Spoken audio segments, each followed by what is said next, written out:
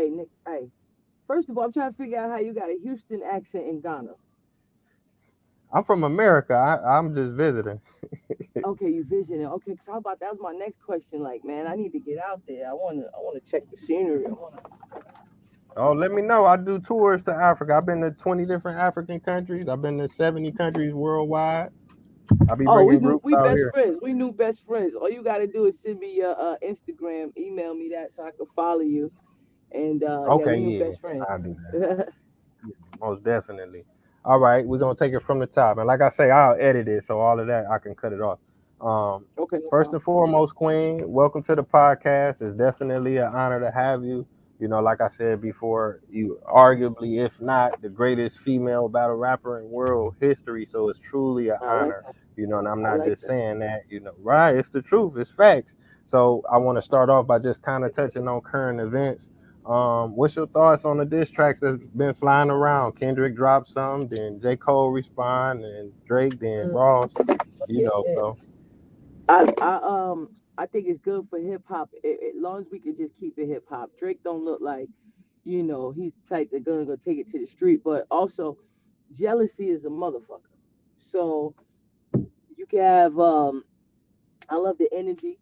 People treating Drake a certain way because he light skinned. People were saying that he don't write his rhymes as well. So that is causing a little friction.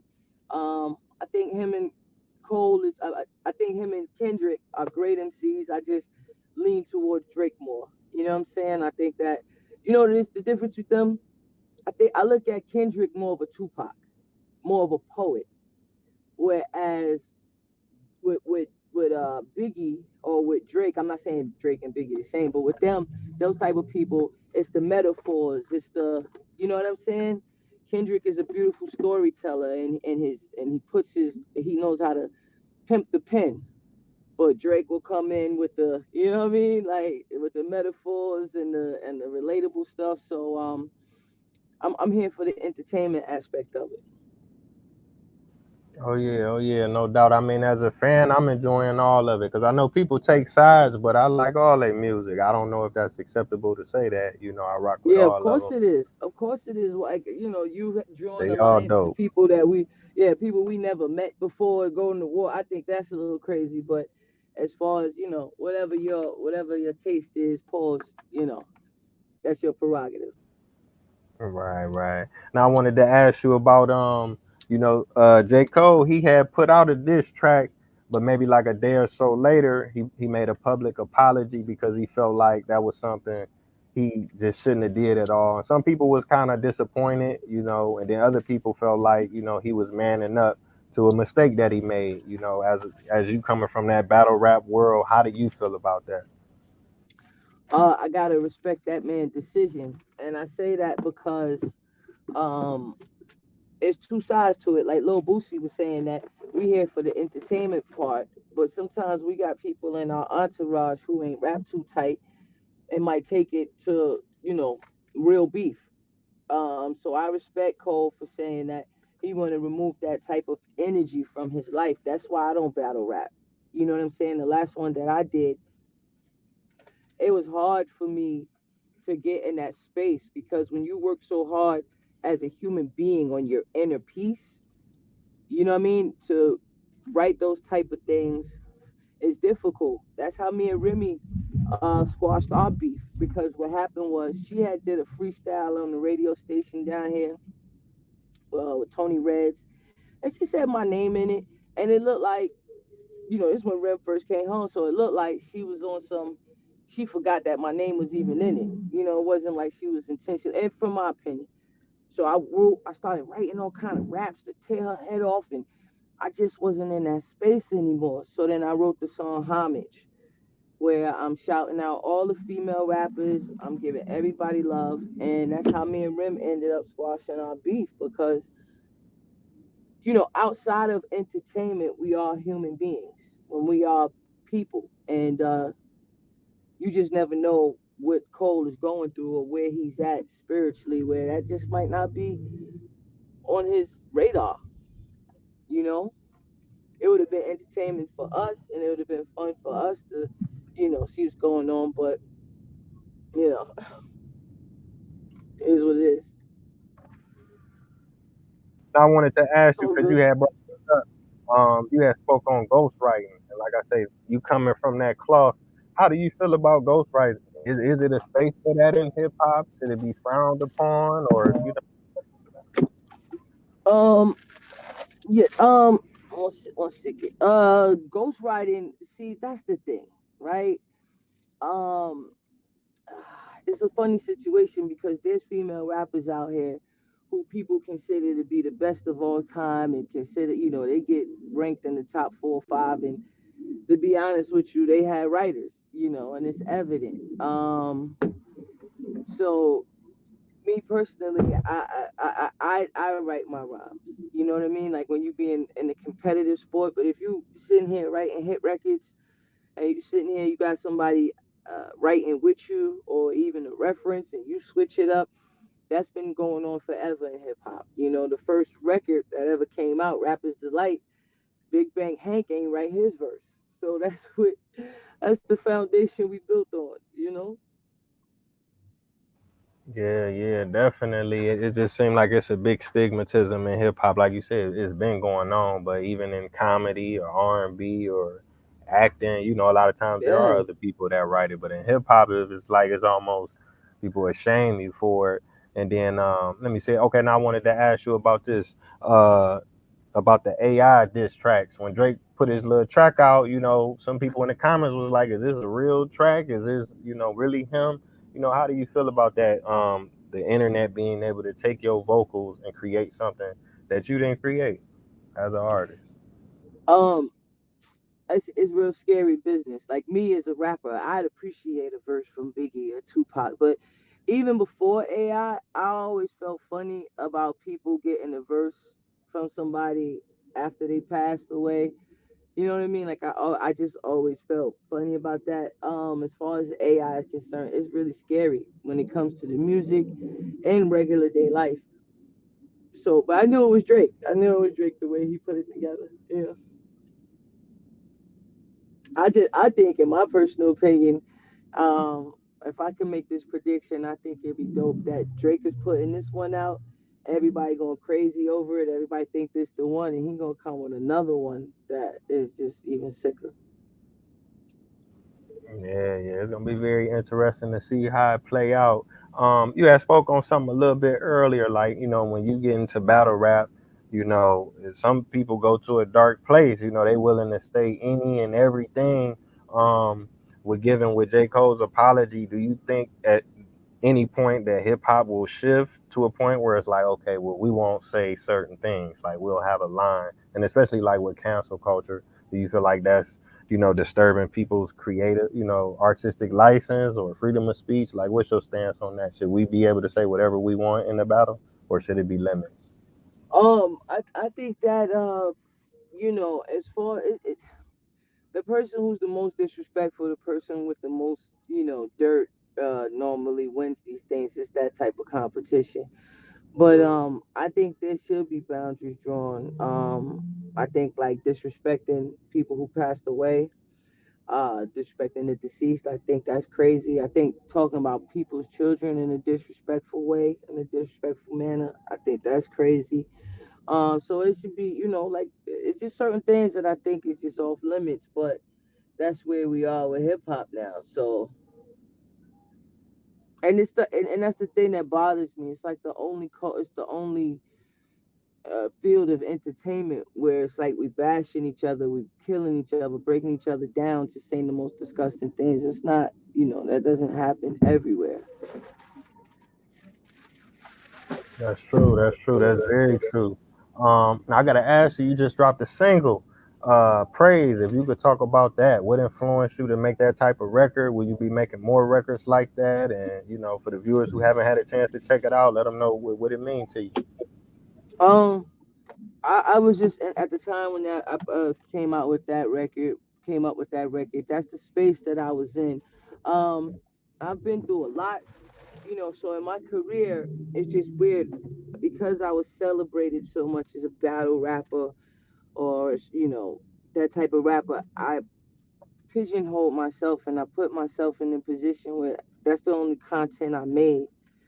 But getting older and just experiencing life, getting more mature, and just experiencing so many different situations, I'd rather make music like that.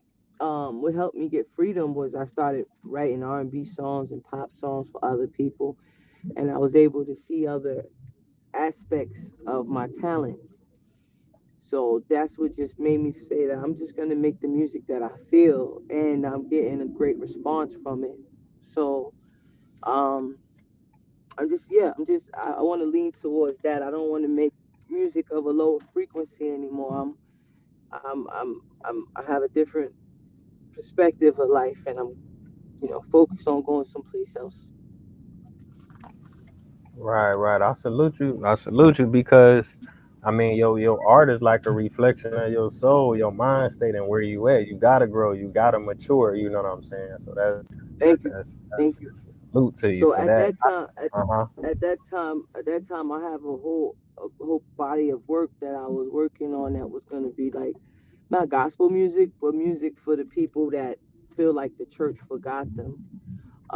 In the process of me working on that album and putting it out, I lost my mom, and now I see the world totally different again. So the music that I'm making is just gonna be from the heart, and the music that I'm making is just gonna be for people who I feel like that sound is not out there for them.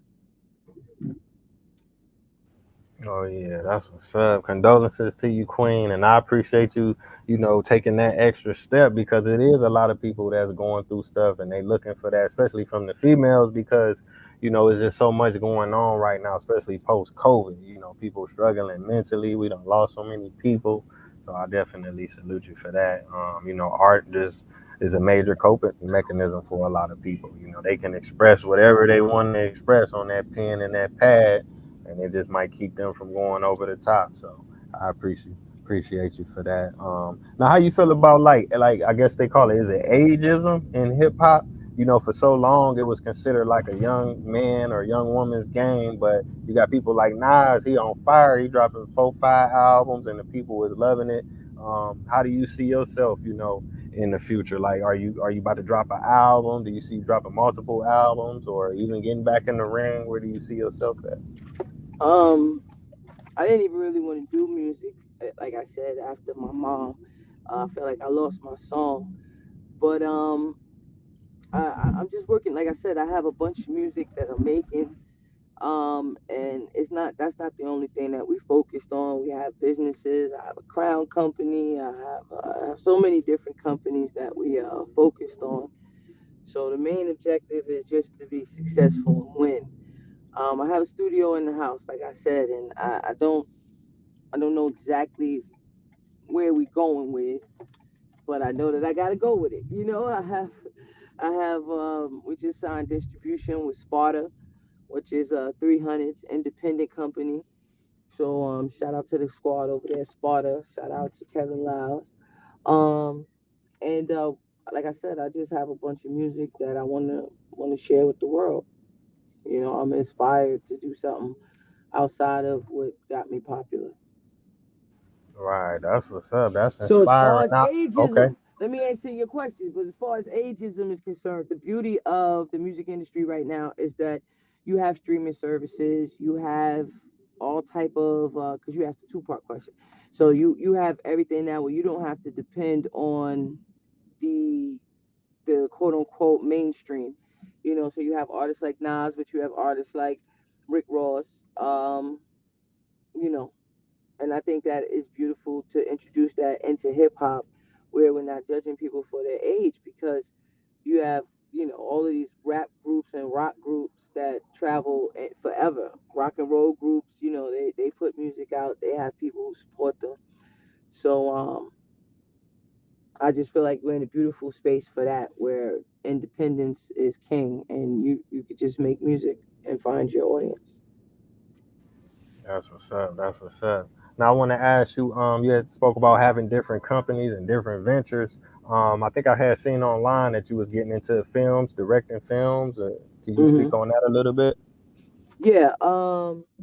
Shout out to my team. I have I have a good team. So right now we're working on a movie called Dog Nappers, and just basically briefly, it's about some kids who start kidnapping dogs and holding them for ransom. It's a comedy, great storyline, and it's for the family.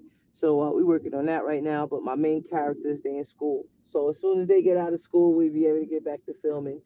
And yeah, that's one of the things that we have. Like I said, we got a ton of equipment.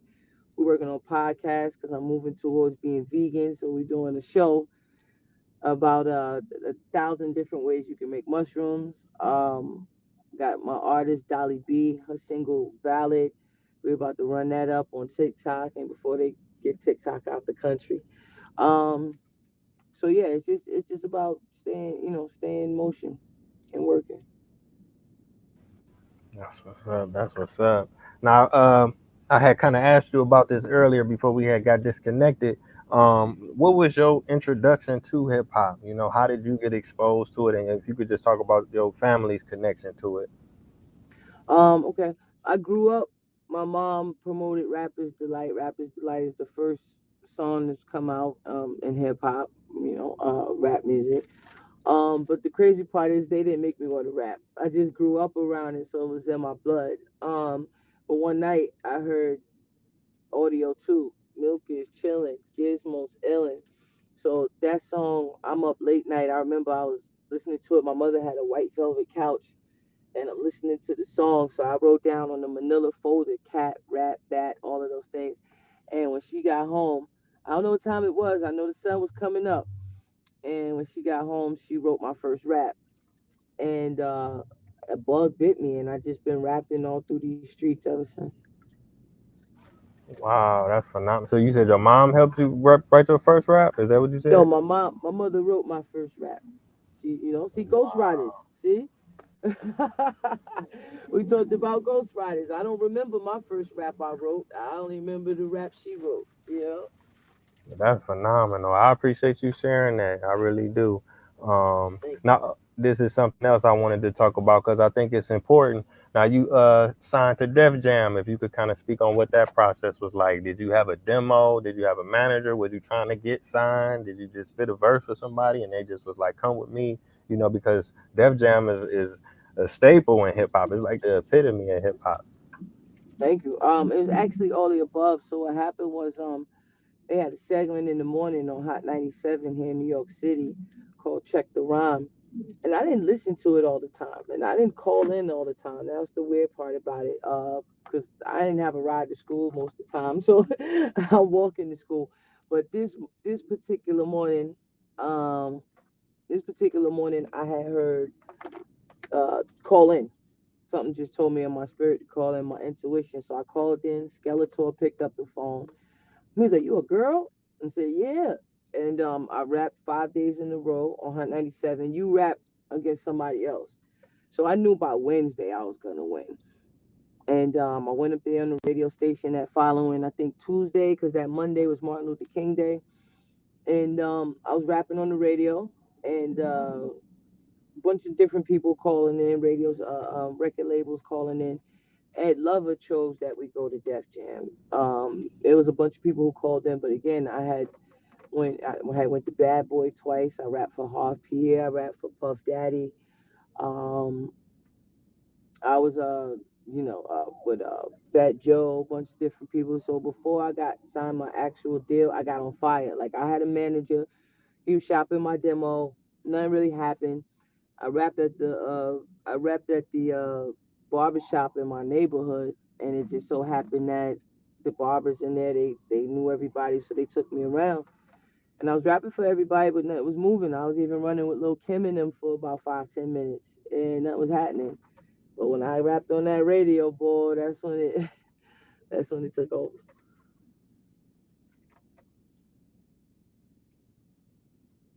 Three more questions, then I'm gonna be let you get back to business. Now you ever thought about writing a book or doing like a, everybody doing a, what do they call them, biopics or something like that, doing a story about your life on film?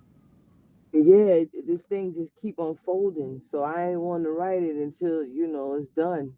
Right now, And unfortunately, my mom's story, you know, so I'd work on hers. We were working on her book and everything because my mom, like I said, the Sugar Hill Gang, my aunt owned Sugar Hill Records, and my mom went state to state to convince the radio people to play this new genre of music. So my mom is, has a part, a hand in this hip hop thing as well. So yeah, I'll do hers, and then I'll just. The story ain't over yet with me. We gotta see what's the next step. Right, right. I can dig it. I can dig it. Wow, that's just amazing to have that strong family history. Because a lot of people they don't even know their family history, let alone to have some people that contributed to something so great. Hip hop just celebrated 50 years, so that just lets you know what the Yeah, people did. Let me see. Okay. Now I wanted to ask you. Okay. Now my first introduction to you was the symphony. That's when I first heard. yeah. I was a kid too. Right, right. Now I want to just ask you about that because that video was so dope. That song was so dope. You was on there with some giants, with Mev, with Red, with EPMD. How did that track come about? And then if you could just talk about the video a little bit. So the track came about because when I had rapped on the radio that day, Redman heard me first, and then Redman called Eric Sermon, and then Eric Sermon called Kevin Liles. So that's how we even got to Def Jam. And because they were the ones, because the Death Squad people were the ones who told them about what's going on with me, they just wanted to work with me immediately. So I remember riding in the car. They sent me car service. I was with my homeboy Tommy at the time, and I had a verse, but I didn't think it hit hard enough, so I wrote another verse, and then that was the one that ended up being on the record. And the video, they wanted me to play the lady from Misery, the lady who hit your feet with the. But I was like, nah, I'm in high school. Why y'all want me to be that old bitch? So Dave Mays, shout out to Dave Mays, he was the director, and I told him I had suggested Carrie, which I thought would have been a better fit, and it was. So yeah, shout out them, shout out Red, Meth, Funk Dot, and yeah, the whole gang over there. That's why. Yeah, yeah, that video was so dope. Yeah, you killed it at the end. So I guess Thank this would be my last question, and it's in reference to that. You being a female MC, did you feel? I mean, just to be on a track with them, period, male or female. But did you feel an extra amount of pressure? And then, how did you deal with it being a female MC preparing for a track like that? Did it make a difference at all, or not really? I never. It's crazy because I'm a tomboy, so I've been oblivious to male, female. Even though as a grown woman now, I see the difference. Everything's obvious, but at that time, I just wanted to prove myself that I'm the best and could be the best. So I never really looked at it as pressure, like, oh, I'm a girl and I gotta, nah, like I gotta get on here and murder everybody on the track, male or female, and that's just always been my focal point. But as an adult, I see yes, sex has played a big role in a lot of things. Right, right. Yeah, I had to ask you because women's rights is still an ongoing thing. Y'all fighting for it, but in hip hop, it's just so much stuff behind the scenes, so you never really know. And who better to ask than the But greatest? You know what I'm it's crazy because I have such a dominant personality. Some things I might get treated a certain way for because I'm a female, but other situations I might get treated a certain way because I have a masculine personality, or sometimes it just you just never know. So it's like it's rough over here. saying? Yeah, yeah. But you doing your thing. You've been doing it Cause for a a while. lot of men, out here is bitches nowadays. I ain't gonna lie to you. So like, Exactly. calling my phone. It's more men calling my phone asking to borrow clothes or asking to borrow money. It don't be the females. If the females borrow something from me, they pay it right back. To be honest with you, I got so many sons right now. It's ridiculous. So I know women is fighting for rights, but men is turning into the new women. I ain't gonna lie to you. Yeah, yeah. You right about that. So the last thing for the viewers who want to tap into your current projects and your future ventures. Do you got a website? You on social media? What's the best way that they can tap Yep. in to what you're doing and what you got to come? I think the website is I am she God. Don't quote me, man. We just switched it over. But you could go to my Instagram page. I am Lady Luck. On Twitter, I am Lady Luck. TikTok, it's she God. I am she God. So I lost the other password, but we lit over there. Yeah, DM me. We got the email. We got my manager, Jack Doe. Shout out to Amber Lay. Shout out Dolly B. Grace Entertainment. Producers. I got a bunch of female producers I'm working with. So shout out to the gang. All right, all right. So thank you again, Queen. I truly appreciate you. It's definitely been an honor. Definitely Thank you for your inspired. patience too. Thank you for your Oh patience yeah, no telling me I'm doubt, gonna no take a trip doubt. this Oh year. yeah, So yeah. I'll send email the me. Instagram to you. Yeah, yeah. I That's about. appreciate you, and I appreciate the viewers for tuning in. It's been another phenomenal episode of Taye Speaks. So until next time, peace. All right, Ty.